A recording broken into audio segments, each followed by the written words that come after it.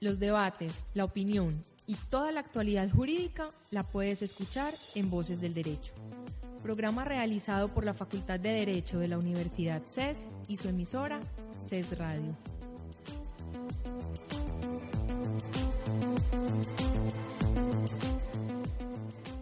Cordial saludo a todos los oyentes que nos acompañan hoy en Voces del Derecho, programa realizado por la Facultad de Derecho de la Universidad CES, que se encuentra en proceso de acreditación y que cuenta con los programas de Derecho y Geopolítica.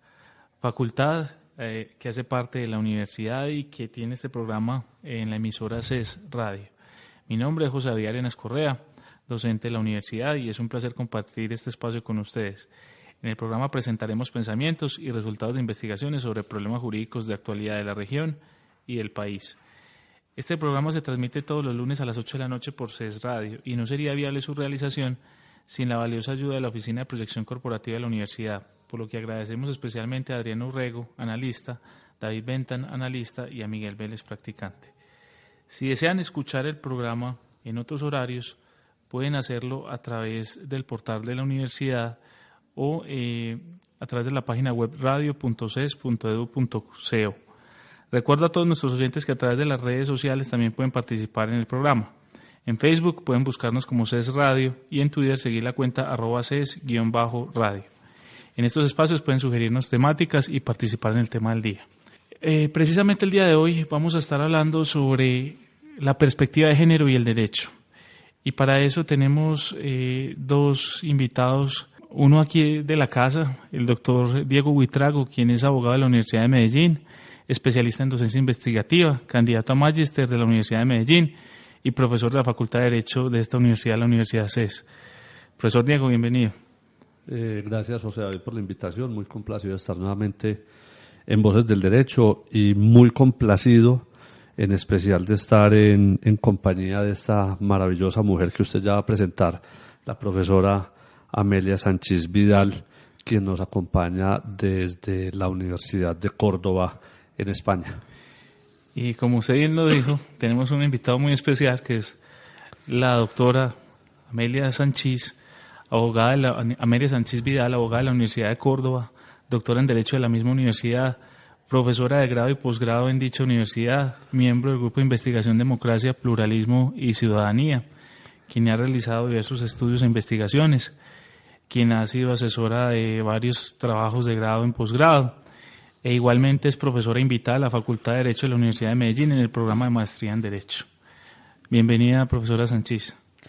Bien hallada, José David, y encantada de estar aquí en la Universidad CES y encantada más todavía de poder estar compartiendo el espacio en este programa de radio con el profesor Diego Buitrago, con el que tengo el placer de compartir desde hace varios años espacio, tiempo, conocimiento y, lo que es más importante, risas. No hay que olvidar que esto es lo que más une a las personas y el profesor Buitrago es un bon vivant y eso lo sabe hacer muy bien. Gracias, profesora. Muy bueno, y hablando de risas, eso me relaja un poquito porque he empezado el programa un toque nervioso, como lo pueden notar quienes hayan escuchado la forma en que lo presenté, y es porque es un tema en el que yo he tenido bastantes pasiones, pero han sido desde la ignorancia, y quizás hoy desate algunas preguntas que tengo desde mi perspectiva personal de género. Antes de que empiece, José David, yo quiero relajarlo un poco más con lo que usted dice, la profesora lo sabe. También yo tenía, digamos, mis reservas con el tema antes de encontrarme con esta maravillosa mujer en un curso en la maestría, y que sacó de adentro de mí toda esa pasión por el tema de género sin ser radical, pero descubrió una cantidad de cosas absolutamente espectaculares en el tema de género que creo que la profesora nos va a mostrar con más claridad, José David. Claro. Perfecto, entonces esperemos que entremos en este aprendizaje. Profesora Sanchís, ¿cómo puede uno hablar de perspectiva de género desde el punto de vista del derecho? En primer lugar, hay que, como sabemos, los que nos dedicamos a las cuestiones jurídicas, es que siempre tenemos que conceptualizar y tenemos que saber, cuando estamos hablando de género, a qué nos referimos. Y en el caso de las palabras que son neologismos, que no están incluidas en el diccionario de la Real Academia, eso nos resulta un poco más complejo. ¿Dónde vamos a ir a saber cuál es el contenido de la palabra género si la palabra género no está incluida en el diccionario de la Real Academia? Los académicos, y digo académicos porque hay pocas académicas, nos lo ponen un poco difícil. Pero como a las personas que estamos en Derecho nos gustan las cosas difíciles, pues entonces hemos de agradecer gentilmente a la Real Academia que nos ponga retos intelectuales. Así es que gracias a la Real Academia por ponernos otro reto intelectual. Y desde el año 1995, en la Cuarta Conferencia Mundial de la Mujer, aparece la palabra género como un método, como un instrumento más para ir un poco más allá del sexo. ¿Y por qué teníamos que ir un poco más allá del sexo? Pues porque somos seres humanos. Y los seres humanos vamos un paso más allá de la biología, simple y llanamente por eso. Como tenemos conciencia, pues además de ser animales, pertenecer al reino animal, tenemos algo más que nos distingue. Y por eso hablamos de género. El género tiene que ver con que la distribución de roles, la distribución de trabajos, no solo tiene que ser en función de nuestra anatomía, sino que tiene que ser en función de más cosas. Qué pobre sería si no, ¿no? Esta distribución. Pero hemos de también pensar que el ámbito jurídico, el derecho, se construyó cuando solamente eran los varones los que podían estar construyendo el ámbito jurídico. Por eso el ámbito jurídico es patriarcal y la inclusión de la mujer vino después, cuando nos dejaron entrar. Como no estábamos invitadas, pues fue la cosa un poco más complicada. Así pues, ya tenemos dos elementos clave. Elemento clave número 1, el género, es un instrumento para ir un paso más allá de la pura biología y para hacer una distribución de roles que no tenga que ver solo con la pura biología. Es decir, que las personas pueden elegir en función de más cuestiones.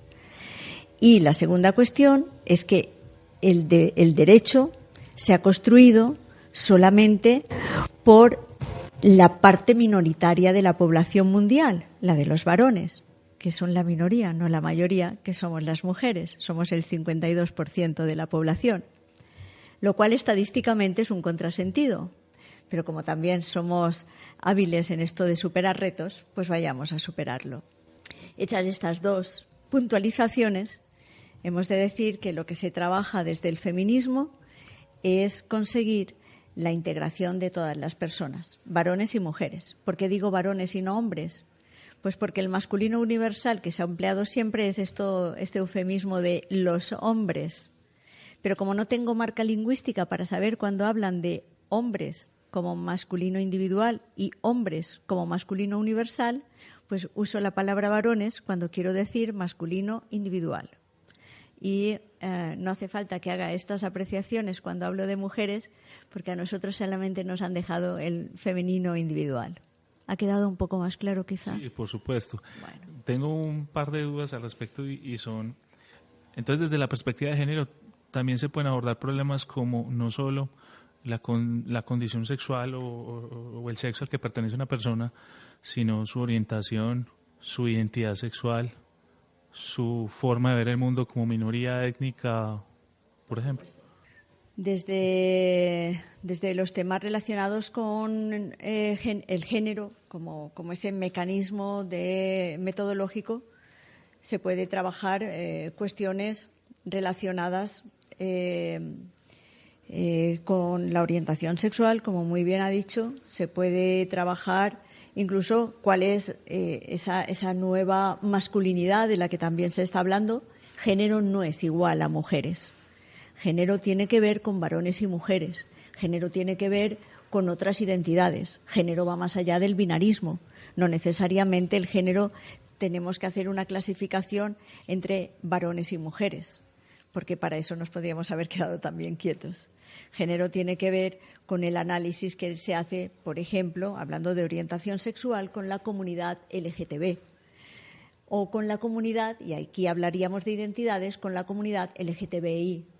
y la comunidad LGTBI, que incluye lesbianas, gays, transexuales, bisexuales e intersexuales. Y esto me lleva, intersexuales, lo que antes se les denominaba hermafroditas. Como tenía esta connotación tan peyorativa, ahora ha pasado a denominarse intersexuales. ¿Y por qué teníamos que afrontar esto desde el ámbito jurídico? Porque había ironías del estilo de plantear que una persona que no se sentía a gusto con su identidad sexual y tenía un cambio de sexo, desde el ámbito jurídico nos planteaba muchísimas cuestiones, nos planteaba muchísimos retos y teníamos que saber afrontarlo.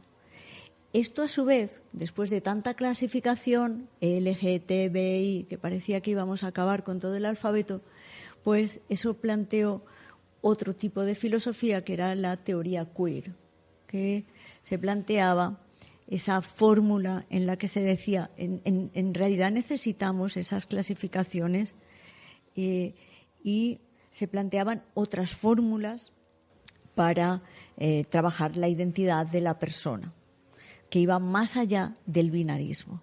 Y es cuando se plantean otros paradigmas diferentes a los que estábamos acostumbrados a trabajar. Pero lo que sí es verdad es que teníamos que plantearnos desde el ámbito jurídico, por qué lo necesitábamos, quién era el sujeto del derecho. Y teníamos que tener seguridad en el tráfico jurídico, pues para muchas de las cuestiones con las que después íbamos a trabajar, en temas de matrimonio, en otros temas en los que no nos podíamos sustraer, porque la sociedad tenía un montaje y un engranaje en el que teníamos que trabajar desde ahí y al que teníamos que ir dando respuestas. Y por eso era tan relevante el tema del género. Okay. Profesora, en su planteamiento me parece muy importante para los oyentes llegar a una puntualización de varios conceptos, no sé si diferenciándolos o concretando entre ellos un tema central que se me antoja desde este momento, que sería género, y son los conceptos feminismo, género, sexo, machismo, individuo, sujeto, etcétera, que en todo el discurso pienso que muchas personas lo utilizan, digámoslo, arbitrariamente, sin llegar a una posición concreta de por cuál es el camino que debemos ir para no llegar precisamente a eso que se ha presentado durante toda la vida, esas discriminaciones tanto a la mujer o a lo que llaman el sexo débil, que no es tan débil como se ha visto. Bueno, yo creo que el sexo débil ha hecho gimnasia, como diría Jardiel Poncela, y como hemos hecho gimnasia, pues ya no estamos tan débiles. Pero además creo que el machismo, que es la discriminación clara y rotunda de los varones hacia las mujeres, incluso muchas veces con el uso de la violencia, no solamente la violencia física, puede ser otro tipo de violencia, puede ser la violencia psicológica o la violencia económica, y no podemos olvidarnos ni sustraernos de ella. Tenemos que tenerlo en cuenta. Segunda cuestión, no podemos decir que feminismo es lo contrario de machismo. El machismo mata, el feminismo no. Entonces, estas son cuestiones que hay que tener en cuenta y además hay que combatirlas con claridad dialéctica, no con combatirlas con beligerancia, sino con claridad dialéctica y con formación. Si tenemos clara que necesitamos formación académica para ser buenos juristas, también tenemos que tener claro que necesitamos formación para el feminismo y para las teorías de género. La escuela de la teoría jurídico-feminista, la escuela de Chicago, lo tuvo claro y tiene muy buenas teóricas de la teoría jurídica feminista, a la que le dedican tiempo, a la que dedican esfuerzo y con la que se trabaja. Y tenemos personas como Mackinnon o como algunas de teóricas aquí en Colombia, como Isabel Jaramillo. Bueno, pues lo que no podemos es pensar que con lo que sabemos y con lo que de repente creemos que sabemos sobre el feminismo, pues podemos tirar para adelante y es suficiente. Yo creo que hay que ser un poco más responsables y, al igual que me declaro insolvente para opinar sobre fútbol, pues las personas tendrían que plantearse un poco qué es lo que realmente saben de feminismo y no opinar sobre aquello que no se han formado previamente, porque esto nos beneficia a todas las personas. Es igual como también pensar que el machismo perjudica seriamente a los varones y los perjudica en varias cuestiones clarísimas. Cuestión número 1. No disfrutan de la paternidad, de esa paternidad responsable que hablaba, por ejemplo, el Concilio Vaticano II. Durante la época, sobre todo, cuando ya el cierre del Concilio Vaticano II con Pablo VI, que le hablaba muy acertadamente, creo yo, de la paternidad responsable. Pero no la disfrutan. ¿Por qué? Porque esta sociedad no permite que los varones tomen con la misma seriedad que sí permite a las mujeres la maternidad responsable, los varones tomen la paternidad responsable. Está muy mal visto que un varón deje su trabajo porque su hija o hijo está enfermo. Sin embargo, si un hijo o hija está enfermo y la mamá de ese niño o niña no lo atiende convenientemente, será muy criticada. Bueno, pues lo mismo tendría que pasar con ese padre de esas criaturas. Segunda cuestión. Si a un varón se le ocurriese llorar porque le emociona cualquier cosa, también sería sumamente criticado. El machismo ataca en línea de flotación al varón en todo aquello que tenga que ver sobre su virilidad. Todo aquello que ponga en jaque su virilidad automáticamente pasará a ser puesto como lo peor que le puede pasar al varón. Entonces el varón se tiene que cuidar muy mucho de su virilidad, mientras que la mujer se tiene que cuidar muy mucho de su honestidad. Cosa francamente absurda. Es una cuestión de sensibilidad, de sensibilidad, de afecto, de sentimiento, sí, de reflejo exterior de una cantidad de emociones que se han reprimido históricamente, claro, en el hombre. Sí, es como no podernos salir de nuestros papeles. Imaginemos que estamos en un gran teatro, a cada uno nos ha tocado un papel y de alguna manera lo que nos dice el machismo es, y cuidado con salirse, el machismo y el patriarcado. Aquí hablaría yo más de patriarcado. El patriarcado lo que nos ha dicho es, este es sus papeles y de aquí no se sale nadie. Entonces, una cosa que desde el feminismo estamos evitando, bueno, dos. Una es, no culpabilicemos, intentemos buscar soluciones, y dos, busquémoslo a través del sentido del humor. Yo creo que a las feministas siempre se nos ve con el pelo corto, perpetuamente enfadadas. Esto yo creo que le ha interesado a todo el mundo hacer este dibujo de las feministas.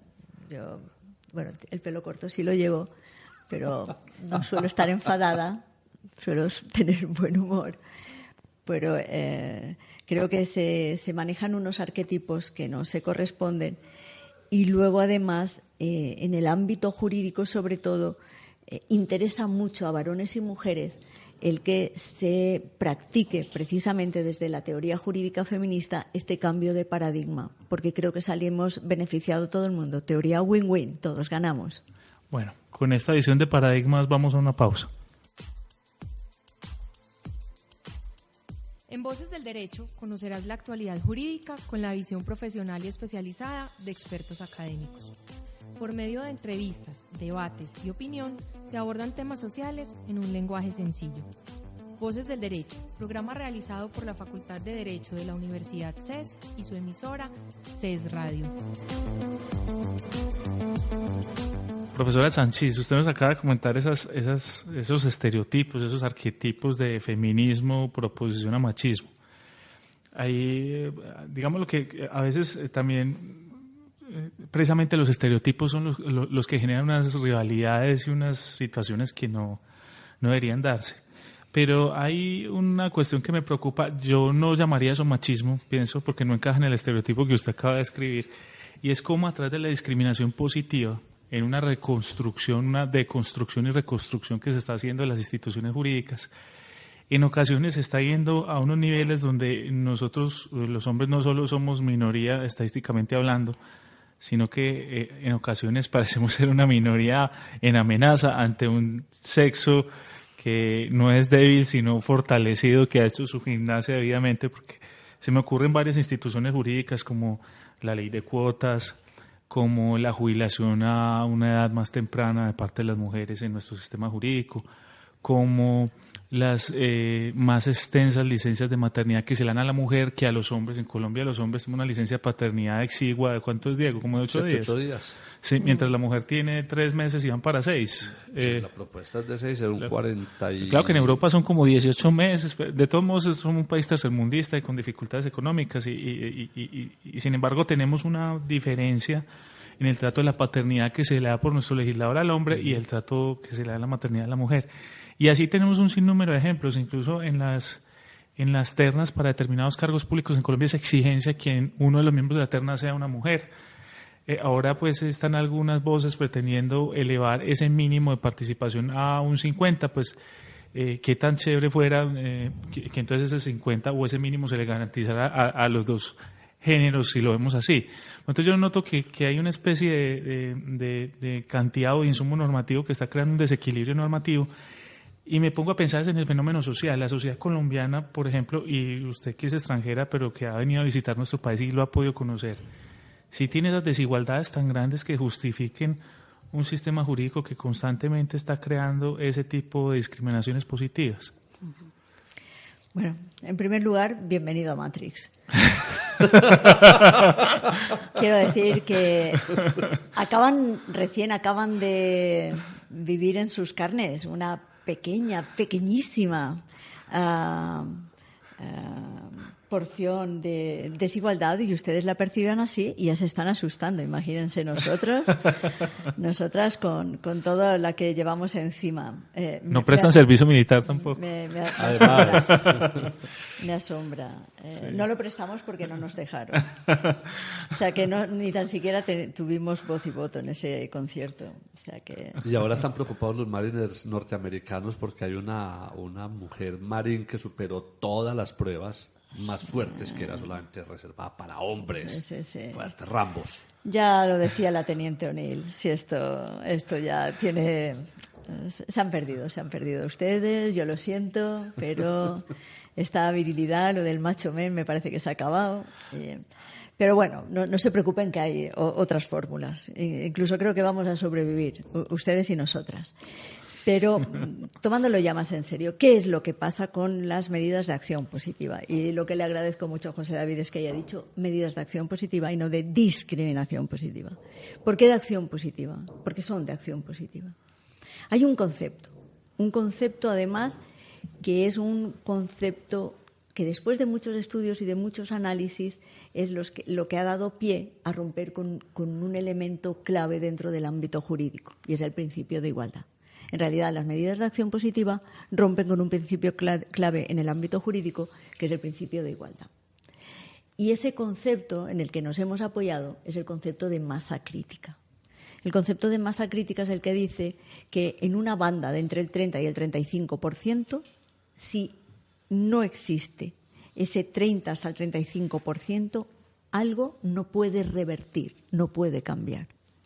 Cuando empezaron a hacerse estos estudios, la CEDAW, la comisión de la CEDAW, dijo: tenemos que conseguir, en una de las recomendaciones generales, quiero recordar que es la recomendación general 23, si no conseguimos que exista una masa crítica suficiente para revertir algo que queramos que cambie, no conseguiremos en realidad hacer cambios profundos para que la mujer se inserte en todos los ámbitos públicos, que era de lo que se trataba, cambiar las políticas, porque no existía, después de pasar en algunos casos, en el caso de España, por ejemplo, más de 30 años, después de haberse promulgado la Constitución, seguíamos habiendo igualdad legal, no había igualdad real. Bien. Cuando se conoce el concepto de masa crítica, se dice, bueno, pues vamos a instaurar medidas de acción positiva.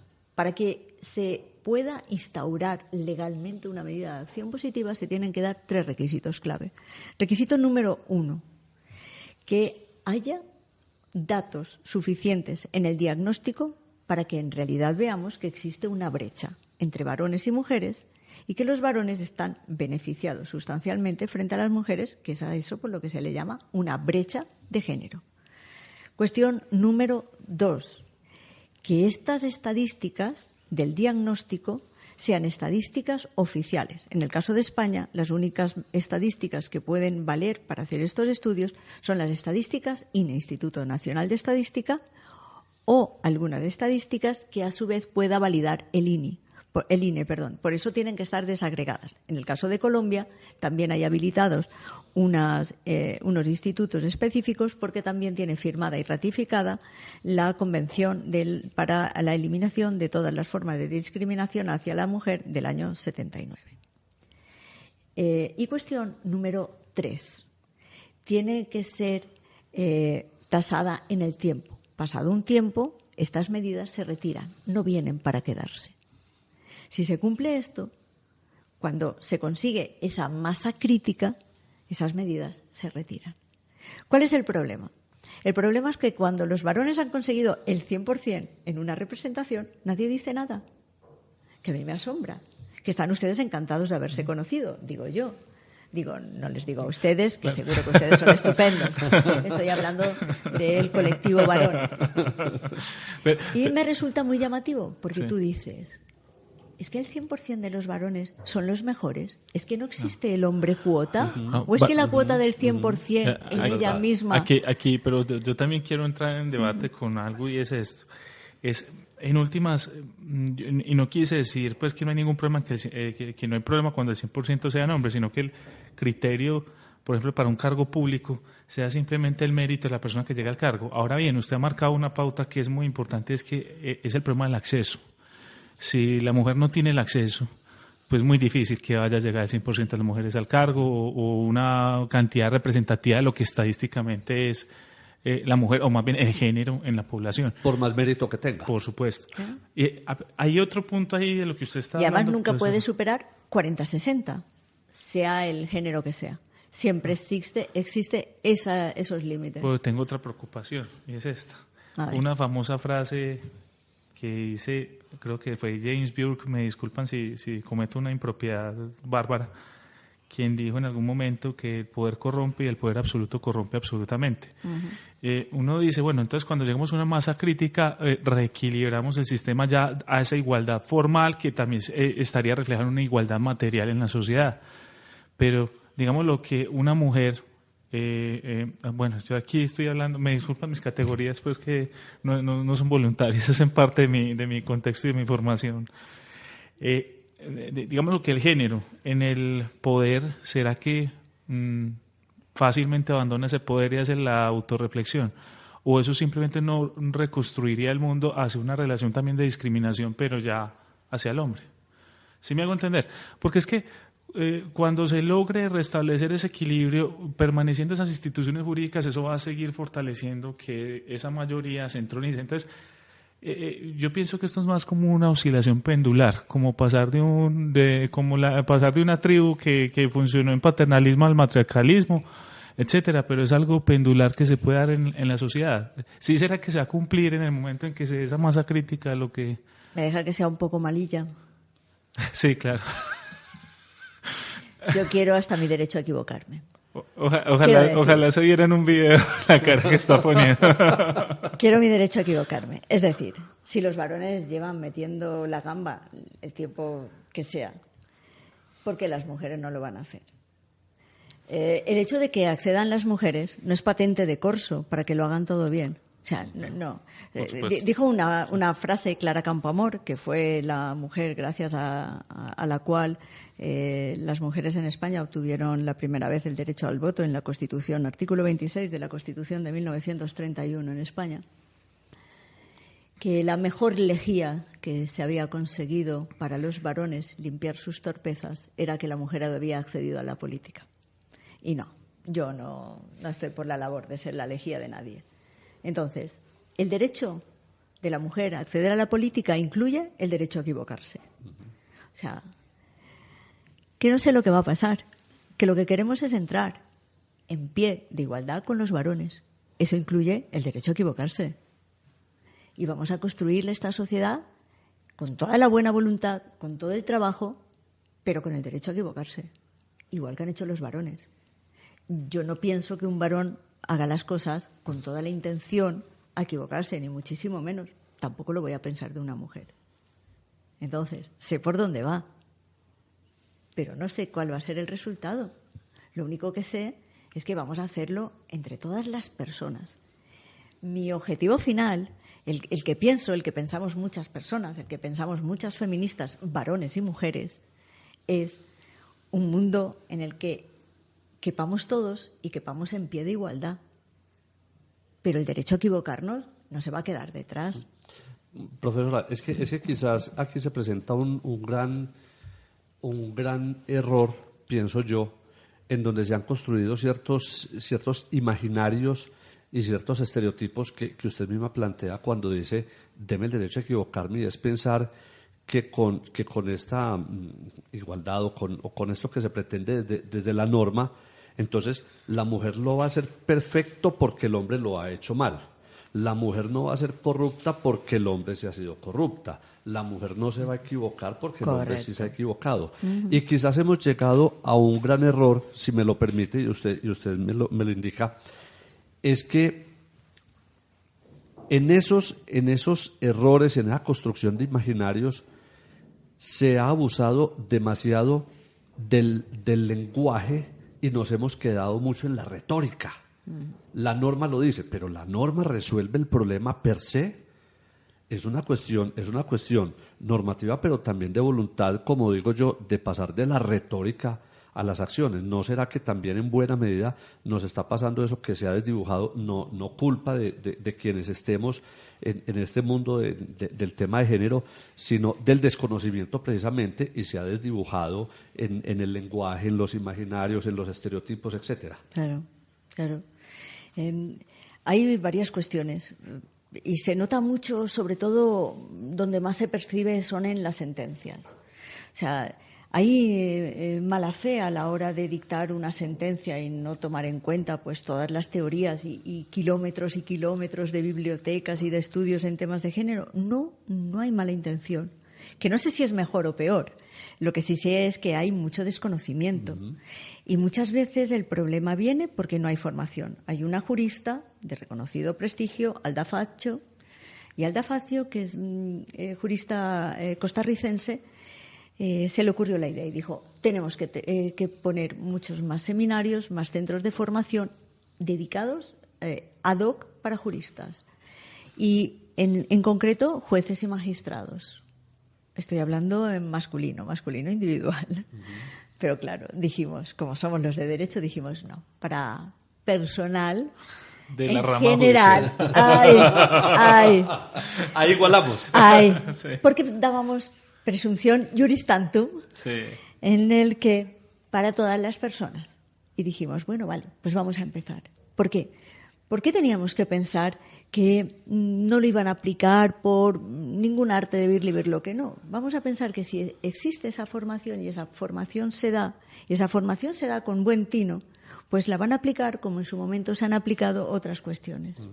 Pero es que había cosas tan asombrosas como el concepto de interseccionalidad, que es la acumulación de varias discriminaciones en las que se llamaba interseccionalidad porque como en una intersección de carreteras se veía que una mujer negra, lesbiana, con una discapacidad no era la suma de todas las discriminaciones, sino que sumaban de manera exponencial.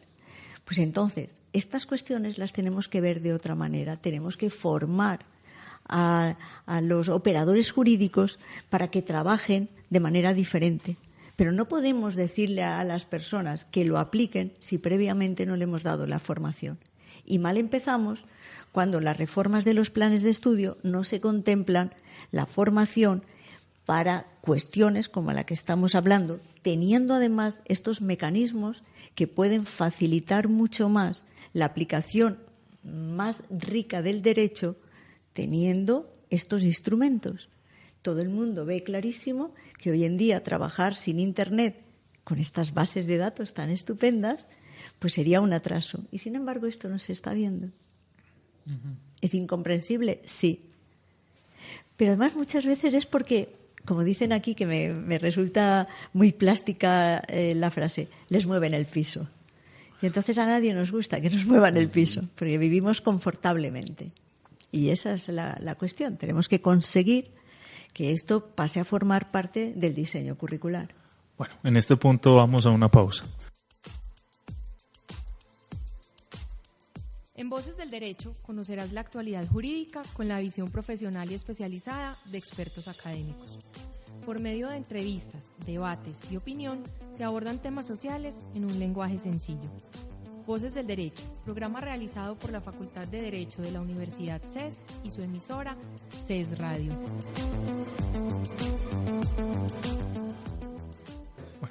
Profesora Sanchís, hay un tema que usted justo acabó de mencionar en respuesta antes de la pausa, y era la mezcla entre situaciones. Por ejemplo, dio ese caso de la mujer negra discapacitada, que sumaba, digámoslo así, en cierta medida, pero en última no sumaba, sino que exponencialmente generaba un marco de trato diferencial o discriminatorio. Yo quisiera que nos hablara de la relación entre la perspectiva de género y, por ejemplo, las etnias o las minorías. Bueno, este es un trabajo que hemos compartido el profesor Diego Buitrago y yo. Estamos, de hecho, el trabajo de investigación que dentro de nada finaliza, bueno, ya ha finalizado, ya queda solamente defensa, se enmarca dentro de un PCI, de un programa de cooperación intercultural que llevamos, era el segundo ya que se solicitaba de cooperación, recibimos una ayuda de la Agencia Española de Cooperación Internacional y hemos estado trabajando un análisis sobre protección, un análisis de mecanismos jurídicos de protección a las personas desplazadas, en concreto a las mujeres desplazadas aquí en Colombia, y se dividió en tres grandes núcleos poblacionales. Uno era población indígena, el otro era población afro y nos quedó la población campesina porque ya no pudimos acabarlo. El último de los proyectos ya no lo pudimos implementar. En el caso de la población indígena, aquí en Colombia, tiene un trato especial porque la Constitución del 91 así lo planteaba, a pesar de que la población afro, en torno al 17%, que es lo que hay aquí en Colombia, era mayoritaria, pero no tenía ese trato de mayor protección que sí recibía la población indígena. Y en el caso de las mujeres, concretamente, pues encontramos un poco de todo. Encontramos que nominalmente, si se suponía que se tenía un especial cuidado con este proceso de transversalización dentro de lo que se llaman los planes de vida, pero era más, como pasa también en las comunidades no indígenas, era más sobre el papel que en la vida real, que en el día a día. Entonces nos podíamos encontrar que en algunos planes de vida sí existía. Fue bonito todo el proceso que tuvimos en el proyecto, no hablo de la investigación, sino del proyecto general del PCI, porque devolvimos toda la información que se nos dio, adquirimos el compromiso con las comunidades que estuvimos investigando y se devolvió a las comunidades. Sobre todo estuvimos trabajando en la zona sur de Colombia y durante 2 años estuvimos trabajando. Nos hicieron el regalo, iba a decir el favor, pero no era un favor, fue el regalo de darnos acceso a sus resguardos indígenas. Después también nos dieron acceso a los planes de vida y nos dejaron muchas veces participar dentro de los debates que hay a la hora de elaborar no solamente el plan de vida, sino los planes anuales o algunas de las acciones específicas dentro de los planes anuales. Esto incluía muchas veces la aplicación del derecho propio y qué aspectos específicos tenían del derecho propio. Y otras veces los que mantuvimos fueron discusiones específicas con las mujeres sobre los temas que consideraban pues como más relevantes y el orden de jerarquización. Luego también tuvimos algunas discusiones, me estoy centrando solo con las comunidades indígenas ahora mismo, con las asociaciones de mujeres indígenas. Hago una especial mención a una mujer que nos facilitó muchísimo la labor, María Ovidia Palenchor, porque tuvimos un trabajo que, esto es lo que hacen las novatadas de la vida, ¿no? Nosotros presentamos un trabajo macro, acabado, muy bien, un grupo de personas, y cuando lo presentamos, pues nos dijeron, ¿qué les parece a ustedes? Podemos empezar a trabajar, este es el trabajo, está abierto a cualquier crítica. Y nos dijeron, pues no, esto no nos parece bien. Tuvimos que reelaborar el trabajo, se reformuló el proyecto y sobre eso ya empezamos a trabajar. Así es que aviso a navegantes, por favor, desde el principio háganlo bien y reformulen con la contraparte, porque es la mejor manera de hacerlo, pero también tuvo su parte positiva. Aquí estuvimos trabajando con Eduardo Gómez Cerón, estuvimos trabajando con Álvaro Gómez Cerón y con nuestra contraparte, con el coordinador de aquí, especial mención a Carlos Mario Molina Betancourt, que era la persona que llevaba desde la Universidad de Medellín la coordinación por parte de Colombia. Éramos los dos coordinadores, por la parte colombiana, Carlos Molina, y por la parte de España la llevaba yo. Y éramos un total casi de 20 personas los que estábamos trabajando en este proyecto. Y como usted lo dice, el construir un proyecto muchas veces sin digamos, tener el conocimiento o tener a ese otro factor humano, precisamente el que se va a intervenir, va a generar ese problema. El problema en que cuando se va a validar, la comunidad le va a decir, no, esto no es. Entonces, hay que conocer un poco de la comunidad, porque vuelve lo que yo señalaba ahora, los imaginarios. Uno tiene un imaginario de las comunidades y las comunidades tienen unas realidades diferentes, unas cosmovisiones. Claro. en la que yo quiero contar, y la profesora pues lo conoce en el trabajo, por ejemplo, como ven la concepción de vida las comunidades NASA. Claro. Las comunidades NASA parten de la vida de los espíritus, y los espíritus, cuando ellos dicen que se inicia la vida, son dos. Uno es el viento, ¿sí? Uma, la mujer, Uma, y el otro es la tormenta, Tai, ¿no es cierto? Entonces se encuentran Uma y Tai y se preguntan entre ellos, ¿y usted qué hace? Yo doy vida. ¿Y usted qué hace? Yo doy vida. Qué curioso, mujer y hombre dan vida. Entonces en esa cosmovisión entiende uno, bueno, aquí no hay una cuestión de género, que cuando uno profundiza la encuentra.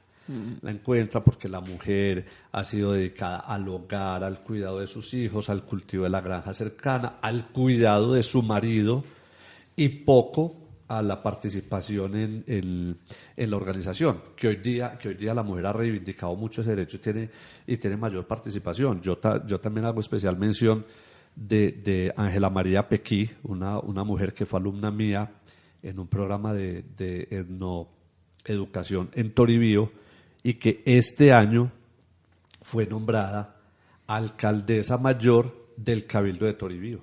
O sea, no alcalde del municipio, sino alcaldesa de la comunidad indígena. Y que una mujer llegue al rango de alcaldesa, alguacil mayor, gobernadora, es una lucha, profesora, de 30, 40, 50, 100 años tal vez, pero que ya han ido reivindicando, y a uno le genera satisfacción. Cuando yo supe la noticia me llenó de emoción, porque es que es una mujer que se ha formado, se ha educado, ha luchado, ha participado en esos procesos de comunidad, y quizás que ha generado una ruptura de paradigmas.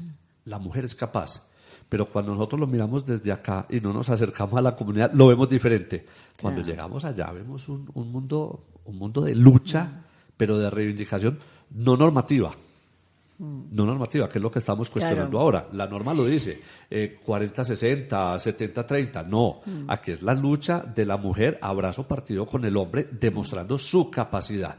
Pero son demostrando su capacidad ambos. Y quienes llegan a las esferas de gobierno, quienes hayan mostrado mayor capacidad. Todavía hay mucha distancia para llegar a esa realidad, pero lo hay. Y además es complicado porque socialmente, pues aún lo que está comentando Diego no está muy bien visto, con lo cual les genera a ellas pues una inseguridad que además combaten muy bien porque tienen unas redes que son unas redes muy potentes, unas redes de apoyo entre ellas que además funcionan muy bien. Cada vez que ha habido, bueno, pues la masacre del Naya o las primeras que han reaccionado han sido las mujeres, es la mejor seguridad social que yo conozco porque automáticamente entran ellas preparando una olla comunitaria, preparando cualquier cosa, tienen una capacidad de reacción espectacular. Que claro, cuando me decían, no entendemos de economía, digo, ¿y lo que acaban de hacer ustedes? Es economía. ¿Qué es? Es economía. No entendemos de política. Digo, y generan unos movimientos políticos Claro. fuertes. Fuertes que ni siquiera los hombres los logran generar. Entonces- Pero también por una realidad. Porque en última instancia, ellas sí tienen claro que las mayores víctimas del conflicto son ellas. Y volvemos otra vez a la importancia del lenguaje. O sea, porque se denomina de otra manera, la valoración que hacen de lo que hacen ellas mismas es diferente, así lo denominásemos al uso institucional que tiene la palabra economía, la palabra organización política, gestión de recursos, que es lo mismo que están haciendo ellas en muchísimas ocasiones. Lo mismo pasa con las comunidades afro y me llamaba muchísimo la atención porque son mujeres de una valía asombrosa y con una capacidad y unos recursos excepcionales.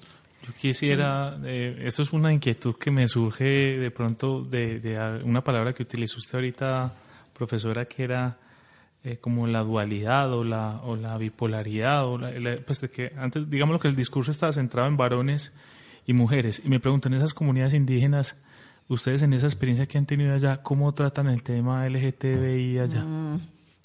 Bueno, se lo preguntamos a un representante, no voy a dar datos, voy a mantener el artículo 18 de mi Constitución, el derecho a la intimidad, porque cuando algo no es agradable intentamos ser discretos. Sí. Pero le pregunté, porque les hacíamos pues una serie de cuestionarios, esto se encuadraba dentro de lo que se llama investigación sociojurídica, y le preguntábamos que dentro de su comunidad el tratamiento que hacían de personas LGTB. Y decían, una de las personas que nos contestó, en nuestra comunidad no hay de eso.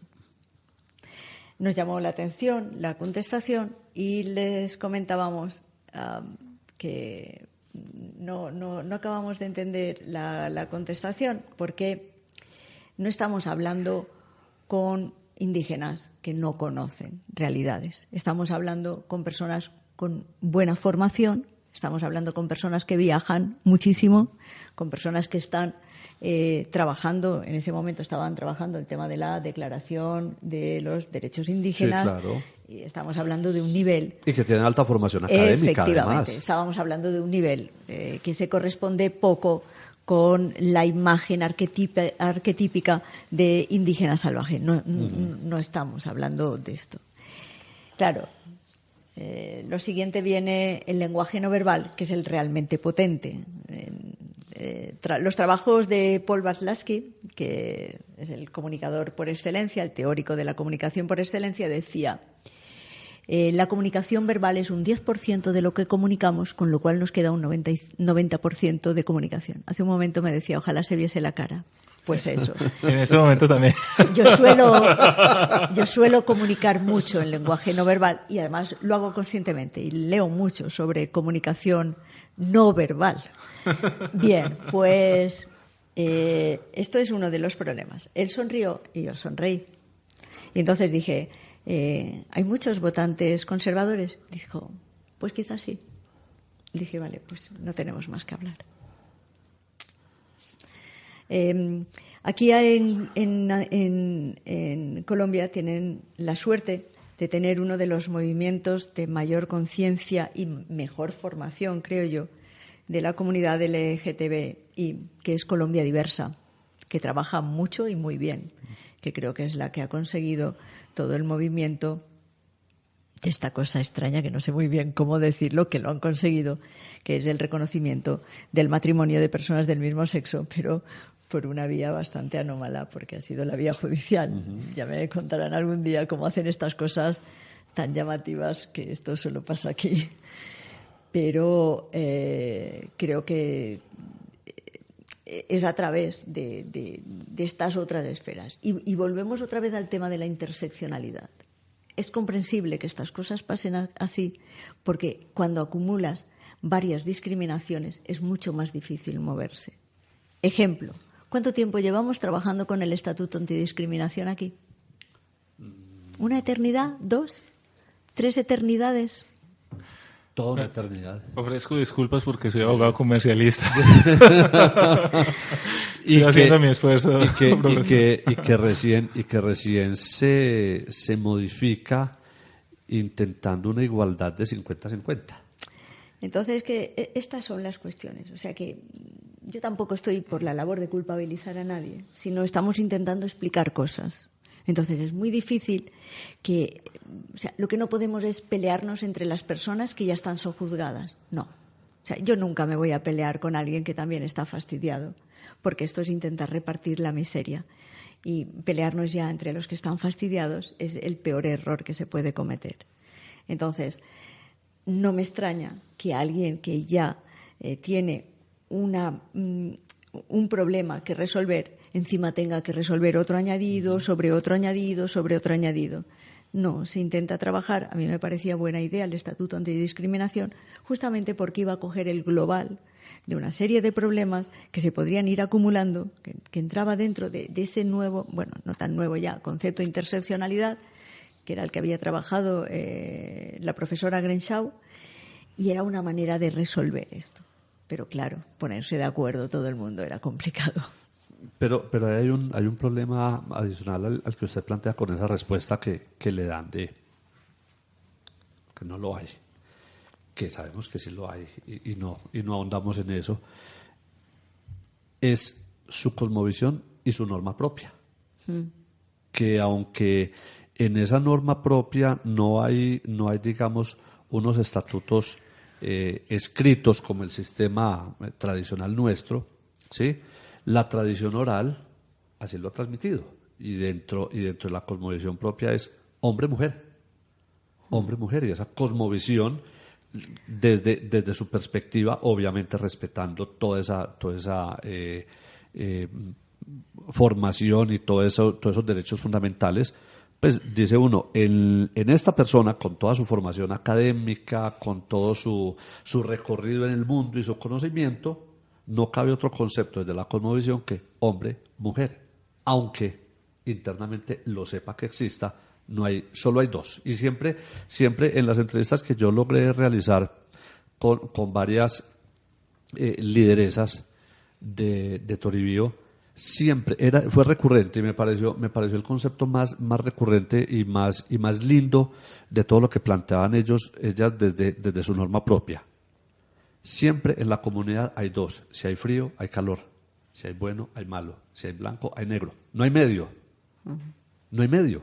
Entonces, para ellos es hombre-mujer. Fin de la historia. De hecho, en muchas ocasiones incluso el extrañamiento de la propia comunidad era también un tema recurrente cuando había problemas de dos mujeres viviendo juntas, siempre que no lo dijeran expresamente, pues bueno, la cosa pasaba medio desapercibida, pero en el momento que sí hubiese esa connotación de hacerlo público, ya la cosa se complicaba. Bueno, yo quisiera que reflexionáramos sobre otro asunto y es la tolerancia de la multiculturalidad. ¿Cómo la tolerancia de la multiculturalidad entra en juego con el discurso de género y los manifiestos en este sentido? Por ejemplo, el feminismo frente a la multiculturalidad o frente a la conexión con otras culturas que, digámoslo, tienen unas rigideces en las diferencias, supóngase el Islam, o en este caso, en esas mismas etnias. Nosotros en cierta medida no estamos, digámoslo, violentando esas culturas y pretendemos llevar un sistema de valores o unos discursos que algunas personas son refractarias a eso o consideran entre ellos que no lo necesitan, o como le han dicho usted simpáticamente, profesora, que eso aquí no existe. ¿Cierto? ¿Cómo hacemos para investigar o incluso llevar esos discursos, y si los vemos necesarios, pero sin violentar a esas comunidades? Los límites son los derechos humanos, rigen para todo el mundo. Me da igual que estemos hablando de una comunidad indígena, que estemos hablando de una comunidad en París o en Honolulu. O sea, los derechos es Declaración Universal, 3 subrayados en universal, de los derechos humanos. Entonces le pregunto, profesora, situaciones como las que se han dado recientemente en Colombia, no sé si ha visto programas, algunos son un poco amarillistas, pero que hablan sobre la comisión de delitos en comunidades indígenas y cómo la sanción acaba siendo una represión pública, en algunos casos asociada a delitos sexuales, ¿cierto? Y como en Colombia tenemos una constitución que respeta un régimen jurídico indígena que está al margen de la constitución política, a mi parecer en ciertos aspectos, aunque hay quienes cuestionan y dicen que eso no es así, a mí me parece que es una especie de zona offshore del derecho colombiano.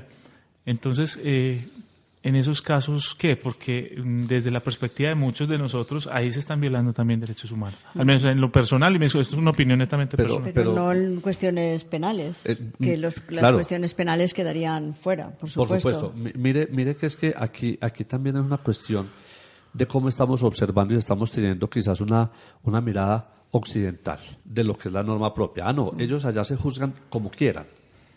A ver, es que la norma constitucional colombiana es muy clara cuando menciona la jurisdicción especial indígena. La jurisdicción especial indígena no es un organismo jurisdiccional aislado de la jurisdicción ordinaria. Simplemente que desde el momento que se establece en la Constitución la jurisdicción especial indígena, nos aislamos, digamos, los juristas de Occidente diciendo, ellos tienen allá su propia norma y se juzgan como quieran. No, es un sistema articulado. Y hay reiteradas sentencias de la Corte Constitucional donde dice, esto es un sistema articulado donde la jurisdicción especial indígena pertenece también a la jurisdicción y articuladamente deben trabajar en políticas comunes que no vulneren derechos fundamentales, que es lo que dice la profesora. El límite son los derechos fundamentales, ¿sí? Entonces, en el tema penal debe existir una articulación, fiscalía, órganos de investigación propios, si así se quiere, que no vayan a vulnerar los derechos fundamentales, pero no es que tengan su propia legislación y hagan lo que quieran con ese fuero, atacando derechos fundamentales. Hay unos límites claros, esa sería la primera cuestión. La segunda cuestión es pensar que nuestro sistema funciona, que ya eso también tiene su aquel. O sea, pensar que nuestro sistema, el sistema de código, el sistema que tenemos articulado funciona. O sea, nuestras cárceles necesitan un par de revisiones y es así, pero necesitan, porque además cada vez hay menos inversiones, incluso hay unos sistemas en los que se está externalizando muchos de los servicios, no se está hablando abiertamente de eso, cada vez es más habitual, eso no sé hasta qué punto sería o no constitucional, o sea que estamos teniendo muchos problemas y lo estamos obviando. Bueno, y en algunos ámbitos menos, pero ya hay países que es público y notorio, como podría ser el caso de Estados Unidos o cualquier otro país. Pero es que hay otra cosa más grave todavía. Hay un antes y un después del 11S, y tampoco hablamos mucho de este tema. O sea, que quiero decir, hay un dicho que dicen que en todos los sitios se cuecen habas, pero en el nuestro a calderadas, ¿no? Pues aquí se podría aplicar, y coincido totalmente con lo que dice el profesor Diego Buitrago, que quizás nos tendríamos que revisar un poco, aparte de saber que estamos coordinados, que tampoco lo estamos haciendo nosotros especialmente bien. A mí me gustaba mucho cuando pregunté precisamente sobre el sistema indígena, que lo que pretendían, que es lo que se supone que también pretendemos nosotros, es que las medidas punitivas tienen que servir para algo, no sirven solo como sistema de castigo, sino que tienen que servir como sistema de reinserción. Y eso es algo, me acuerdo cuando yo acabé criminología, que además al tiempo dije, me parece que la he fastidiado y voy a tener que buscar nuevos mundos, porque al final el derecho penal se convierte en la última ratio si no somos especialmente habilidosos. Y está claro que lo necesitamos, está claro que el derecho penal es imprescindible, pero tenemos que tener muchísimo tiento con el derecho penal. Y no somos especialmente habilidosos y, de hecho, estamos viendo que, por suerte, cada vez más estamos buscando siempre medidas, siempre reformas y buscando mejoras, mientras que antes lo teníamos ahí pues bastante abandonado, ¿no? Y que en el sistema tradicional hay reinserción, resocialización, castigo y, digo entre comillas, final, perdón. Porque se trata precisamente de eso, es la comunidad en su reunión, en su asamblea, quien busca que resuelva el asunto colectivamente. No es la imposición punitiva del sistema penal. No estoy cuestionando el sistema penal, ni soy penalista, ni pretendo serlo, pero uno también me tocó la oportunidad en Toribío de ver digamos, una especie de juicio, pero un juicio simple, en donde es la comunidad que aporta a resolver el conflicto. Y si la comunidad aporta a resolver el conflicto, es porque la comunidad va a quedar en armonía, como dicen ellos. Luego de hacer un refresco, quedan en armonía. Y la armonía para ellos es vivir bien con los demás y con la naturaleza. Y eso es cosmovisión indígena.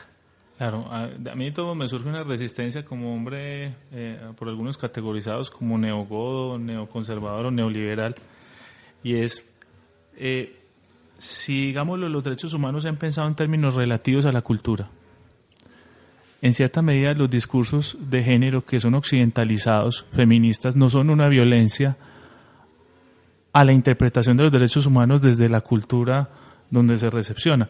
O sea, yo creo que hay una tensión invisible en el trabajo que ustedes han venido haciendo, y es, se crean espacios, digámoslo, de flexibilidad de un ordenamiento jurídico, dándole ámbito de relatividad a esos derechos humanos para ese ordenamiento jurídico concreto, que es un subordenamiento, el caso de los indígenas. Pero a la vez también a veces como que promovemos discursos que en cierta medida van en contrasentido con la idea de preservar esas culturas, porque si uno lleva el discurso de género allá y en la cultura no lo tienen, en cierta medida lo que está haciendo es violentando esa preservación. Pero mire que no. En las entrevistas que le mencionaba, las mujeres señalan esto. Es que el tema de género para nosotros no es una cuestión desde nuestra cosmovisión natural. Esto llega cuando las culturas se entremezclan. Y cuando las culturas se entremezclan, el problema ya está. ¿Qué hay que hacer? Hay que abordar el problema. Bueno, yo voy a intentar aportar datos, que creo que los datos suelen esclarecer más. Ser argumentos fulminantes, sí. Suelen esclarecer un poco más. Año 1948, Declaración Universal de los Derechos Humanos. Países firmantes en la Declaración, 48. 10 de diciembre de 1948, Palacio de Chaillot. Bien. Año 1993, Viena. Revisión general para decir que los derechos humanos también son derechos de las mujeres. Qué pena, ¿no? Tener que montar una reunión solo para aclarar algunas cuestiones. Sí, porque había que decirlo frente a las mujeres y ya están los derechos humanos. Sí, pero había que recordarlo. Claro. Es que a veces somos tan olvidadizos.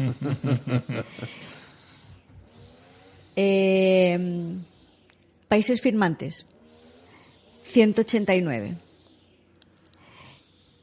Persona, por lo que estábamos hablando de las ideologías y demás, que un día le preguntaron, católico apostólico romano, Maritain, dice, ¿y usted? Eso se lo preguntaron en los años 60, él murió hace muchos años, se lo preguntaron en los años 60 y le preguntaron, ¿y usted qué opina de tantos países firmando la Declaración Universal de los Derechos Humanos? Dice, ¿no le resulta un poco extraño? Dice, mire usted, si ellos han firmado, ¿quién soy yo para preguntarle por qué lo hacen? Lo importante es que han firmado. A mí me resulta muy llamativo que cuando los países aceptan el capitalismo, nadie dice nada. Todos están felices, todos estamos tan contentos. Y nadie nos preguntamos si eso rompe principios básicos dentro de su propia esfera axiológica. Nadie les preguntamos, oye, ¿esto rompe con alguna de tus ideas básicas y fundamentales? ¿Pisa alguna línea roja? No decimos nada, simplemente seguimos trabajando. ¿Podría hacerlo? Sí. Leyendo incluso el Antiguo y el Nuevo Testamento. Pero a nadie se nos ocurre decir nada de esto. Y podríamos hablar de unas cuantas cosas que se me vienen así al pronto a la cabeza, pero nadie decimos nada. Llega el feminismo o llega temas relacionados con género y nos lo planteamos. Llegó el tema muy sensible de la esclavitud. ¿A alguien se le ocurrió plantear estos temas? De esto rompe con muchas de las tradiciones de esta cultura. Pues nada, volvamos a la época de los romanos. A eso sí, por favor, a mí, a ser posible que me toque en la parte de la no esclavitud. A ser posible, digo. Pero Estos son los planteamientos. Claro. Quiero decir que cuando corresponde a temas relacionados con el género, se hacen algunas salvedades que me resultan asombrosas. Sobre todo porque el acceso de la mujer pasa a ser increíblemente más complicado cuando el tema del feminismo, del género, desaparece. Las mujeres suelen aceptarlo increíblemente bien. Yo he estado en asambleas de indígenas y en asambleas de afros, ¿cómo se llaman? Veredas, veredas, en donde no ha habido ninguna complicación. ¿A quién les complicaba? A quien les iba a perjudicar en su vida del día a día. Ese proceloso mundo que hay, por ejemplo, desde donde está el armario hasta donde vuelves a ponerte la camisa limpia, que algunos se creerán que es de magia potagia, la camisa va hasta tu cuerpo y vuelve impoluta, claro, a esas personas debe de estar diciendo, jolín, ¿cómo ha pasado todo esto? Pero a quienes van diciendo de buena fe, yo voy a ir codo con codo a hacer las cosas, pero está claro, si la pregunta directa es, donde antes había un hombre, ahora va a haber una mujer, y para que haya una mujer tiene que salir un hombre, digo sí, porque aún no sabemos hacer magia. Entonces, claro. Pues la pregunta es, ¿y dónde está una cultura y un sistema de creencias? ¿Quiénes somos nosotros para cambiarlo? Y lo que estoy cuestionando no es la perspectiva de género como tal, sino los ismos, sea feminismo o sea movimientos... ¿Cristianismo? No, de cualquier categoría. Vea, digo, pero es que el cristianismo lo pero hizo. Es que hay tensiones. Le pongo un ejemplo. Claro. En estos momentos en París está dando en Francia la discusión sobre el uso de la burka. Y es que aquí está en juego un tema, bueno, entonces un tema de derechos de la mujer o es un tema de respeto a un sistema de creencia religioso que tienen las mismas mujeres que quizás tomen la opción de usarla. Entonces, hay unos puntos de vista o unas sensibilidades, porque ustedes precisamente hablan de discursos que se interseccionan o de discriminaciones que se interseccionan. Uh-huh. También hay discriminaciones que son elegidas y que hacen parte de un sistema de valores o de cultura en el que está inmersa una persona y que toma la decisión de estar ahí. ¿No será también una violencia trastocar ese sistema? ¿Y no le llama la atención las pocas mujeres que nos dedicamos a debatir el tema del burka? ¿Cuántas veces, a partir de ahora, fíjese, cuántas veces hay un número determinado de mujeres debatiendo sobre el tema del burka y cuántas veces hay varones debatiendo el tema? ¿Por qué, por ejemplo, a mí no me dejan debatir sobre la distribución en los presupuestos generales del Estado? Y eso además pasa a ser debate público. ¿O por qué no se nos dice que es una violencia extrema lo que está pasando en Grecia y eso pasa a debate público después de un referéndum general? O sea que en un referéndum general, en donde se nos ha dicho al pueblo lo que quería y lo que no quería de un rescate, en un tema tan absolutamente alucinante como el económico, que puede trastocar la vida entera, no de un país, sino de las gentes que viven en ese país, y luego llega una troika y le dice lo que tiene que hacer. Y ese es un tema que trastoca la vida de unas personas. ¿Pero se ha pasado a debate? No. ¿Y por qué no ha pasado a debate? Ah, poderoso don dinero. Porque el otro estamos hablando de unos metros de tela. A eso no pasa nada. Pero a mi alumnado, sobre todo a mi alumnado en temas de epistemología, les digo, díganme, ¿cómo afecta eso a la economía? Y les diré cuánto tiempo estaremos hablando del tema. ¿Cuánto tiempo llevamos hablando del burka? Estoy del burka, vamos, harta hasta la náusea. Porque no tiene trascendencia económica. Porque nos tienen hartos ya del tema del burka. Pero ¿cuánto vamos a hablar de Grecia? Poco. Vamos a ver si se olvida rápido. Porque ha sido vergonzoso que después de un referéndum nacional venga la troika a decir lo que hay que hacer. A un pueblo soberano. Que ya no hay soberanía, ni hay democracia, ni hay nada. Porque todo pasa a ser un tema economicista regido por cuestiones económicas que van por encima de la pura democracia. No, así no se hacen las cosas. No se puede luego venir a decir tranquilamente que podemos pasar por encima de los temas de la cosmovisión de un pueblo, incluso del sistema democrático. Bueno, nosotros somos Heidi, pero vamos, Heidi. Yo creo que hay varas de medir totalmente diferentes. Lo que pasa es que queda muy bien, porque queda extremadamente llamativo ver a una señora con el burka, que parece que solo se acuerden de nosotras si llevamos un burka, y luego que pase algo tan sangrante como lo que está pasando con la troika, que Tsipras ha tenido ya que dimitir, porque bueno, aquello era absolutamente insalvable, y estamos viendo que nadie está viendo lo puramente obvio, que es que ni tan siquiera hay una reconsideración en cómo se estaba tratando la deuda, ni tan siquiera se explica, o sea, lo que decía Popper. Popper decía, prefiero los enunciados sencillos que no simples, sencillos, a los enunciados complejos. Porque si a mí alguien me da un enunciado sencillo, podré entender el 100% del enunciado. Si me lo da complejo, posiblemente me da mucha más información, pero al no entenderlo al 100%, no podré barajar toda la información que se me transmite. Y ese es el problema. El problema es que desde el feminismo estamos empezando a estar muy cansadas de decir, ¿cómo que el burka? El burka no es un problema o no es el mayor de los problemas. Si pusiese un orden jerárquico, el burka estaría, pues el que hace chorrocientos, pero desde luego no estarían los principales. Y no podemos estar entreteniéndonos en esos problemas que, aunque también son interesantes, Basila Tanzali está muy metida en estos temas, una mujer árabe que no está por la labor de permitir determinadas cosas, pero desde luego no es un tema prioritario en las agendas feministas. Sin embargo, hay temas como el económico que sí son prioritarios y son temas que nadie les ha preguntado a los países si chocaban frontalmente dentro de su sistema axiológico. Además que en estos temas, José David, no se ha pretendido en ningún momento cambiar ni cosmovisión ni norma propia. Es estudiar unas realidades y hacer propuestas, hacer sugerencias, hacer recomendaciones. No, es que no critiqué la investigación, sino los sismos. Yo también iba por los sismos. Estamos simplemente que lo estoy trayendo acá al plano nuestro de investigación, viendo los sismos. Cuando se pretende el cambio de una cosmovisión, cuando se pretende el cambio de una ideología, de unas normas propias, que es lo que trabajan las comunidades indígenas, ahí sí se está entrando en choque. Como lo dicen las mismas comunidades indígenas, la entrada de género fue una cuestión de choque de dos culturas, donde una entra dominante a someter. Aquí la idea no es que se entre a someter, porque cuando se entra a someter, a dominar y a cambiar, se destruye fatalmente esas ideologías, esas cosmovisiones. No se puede llegar a chocar.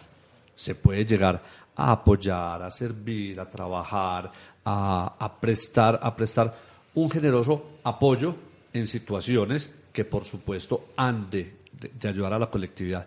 Pero si se entra a chocar, es destruir completamente la cultura milenaria de estas Pero que lo hizo el cristianismo. Pero por supuesto. Sin embargo, ha recibido muchas más críticas cualquiera de las posturas y cualquiera de las acciones que ha hecho el feminismo. Pero por supuesto. Quiero decir que los ismos pueden ser muchos, múltiples y variados, y no necesariamente funcionan igual, y no necesariamente tienen muchas veces ni puntos ni parecidos, ¿no?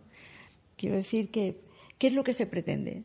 Se pretende conseguir que la Declaración Universal de Derechos Humanos llegue a todas las personas, sin importar etnia, sin importar género, sin importar cosmovisiones, sino que de verdad cualquier persona, solamente por el hecho de ser persona, por el hecho de tener dignidad, como también expresó Kant en la fundamentación de la ética de las costumbres, en la fundamentación de las costumbres, de la metafísica, de las costumbres, sea suficiente. ¿Cuál es el denominador común de todos los seres humanos? Su dignidad, ese concepto de dignidad. Y ya. ¿Qué es lo que nos une a cualquiera de los que estamos aquí en esta sala? Nuestra dignidad de ser humano. Y ya.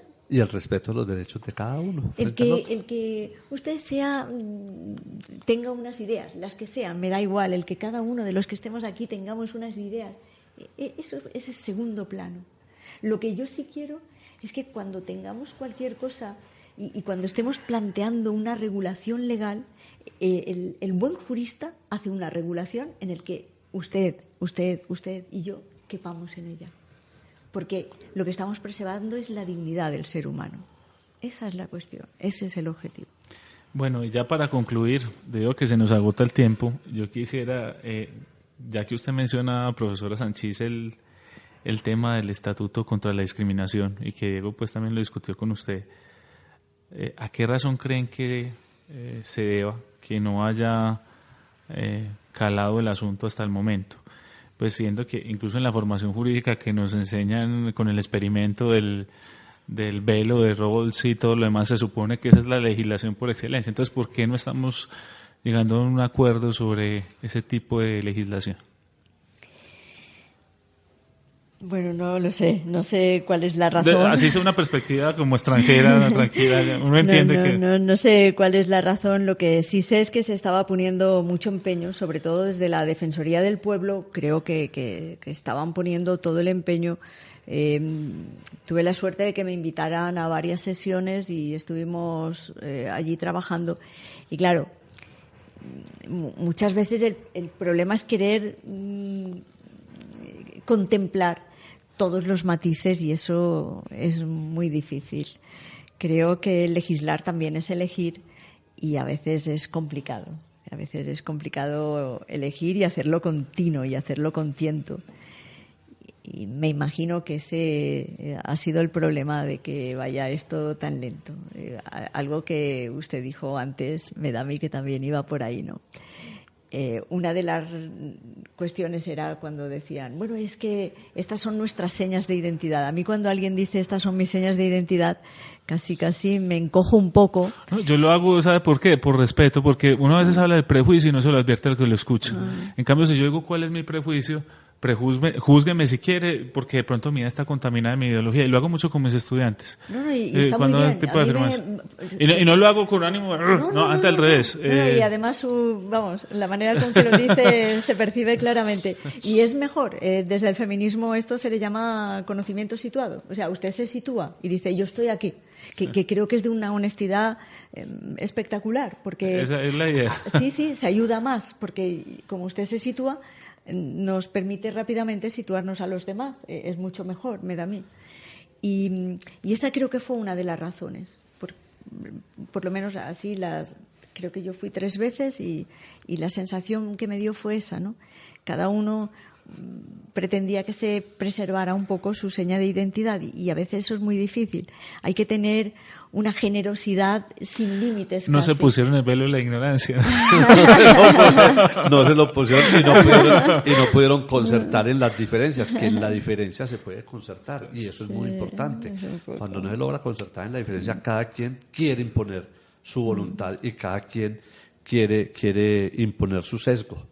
Sí. Y eso es bastante complejo. Bueno, se nos acabó el tiempo. Les agradezco mucho a los 2 invitados. Ojalá, doctora Sanchís, la vamos a tener aquí otra vez. Me gustó mucho esta conversación. Diego, muchas gracias. Doctora Sanchís, muchas gracias. Muchas gracias. Ha sido un placer. Gracias, José David. Y permítame despedir a la profesora Sanchís dándole la bienvenida a la Universidad CES, diciéndole que esta universidad es su casa, la Facultad de Derecho es su casa. Cuantas veces la pudiéramos tener aquí sería un enorme placer, porque ya se dan cuenta los oyentes, hablar con ella es delicioso, el tema fluye y no se agota. Muchas gracias. Y como decimos en Medellín, como dicen nuestros abuelos, Dios le pague. Bueno, eso ha sido fácil teniendo unos contertulios tan estupendos como ustedes, así es que muchas gracias y espero que no sea la última vez. Gracias. Las entrevistas, los debates, la opinión y toda la actualidad jurídica la puedes escuchar en Voces del Derecho. Programa realizado por la Facultad de Derecho de la Universidad CES y su emisora CES Radio.